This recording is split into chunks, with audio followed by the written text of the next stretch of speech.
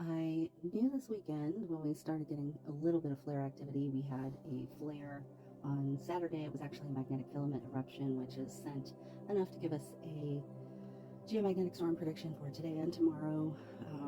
And then in the meantime, the proton count is a little higher, and we've been getting quite a bit of flare activity today. Let's go to a 6-hour view, and there's this flare in progress right now, and I wouldn't be surprised if it kept climbing a little, although the most recent radio blackout wasn't that huge. But that's the flare we had a few hours ago. And I just wanted to point out that, a 60% chance of M-class flares is a pretty high chance, and 10% of X chance, or X flares, excuse me.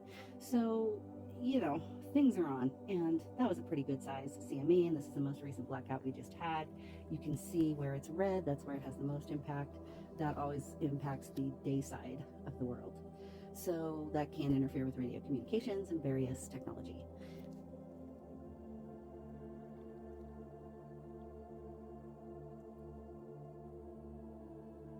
So here's the CME that happened just before the most recent one, and we'll have footage on that other one here in a few hours. That was a pretty good size. And this is what I'm talking about with the proton flux. You can see where it's bumped up and it was coming back down, but I can guarantee you after those big flares that we have just had, it will not stay that way for long. Being held hostage by a cat. So anyway, I'll be back as much as I can when I can, but this solar storm is going to be a pretty big one, and I expect it to last for at least a week. I've been hearing it building for quite a while. My patrons and whatnot, people that I talk to all the time, they've been feeling it coming as well. So keep up your good practices, stay hydrated, get rest, listen to whales, electrolytes, salt baths, sand. If you can't be in sand, just visually grounding, meditation, vagus nerve reset. All of those things will be helpful. I found that all really helpful when I was freaking out on Friday because it's unclear whether or not both my retinas are detached.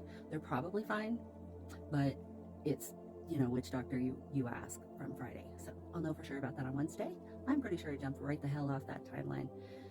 But in the meantime, take care of yourselves, and my mom has to have a whole bunch of medical procedures, and the only time I have to even try to do this is on the rare occasions I actually get to lay down and rest for a minute.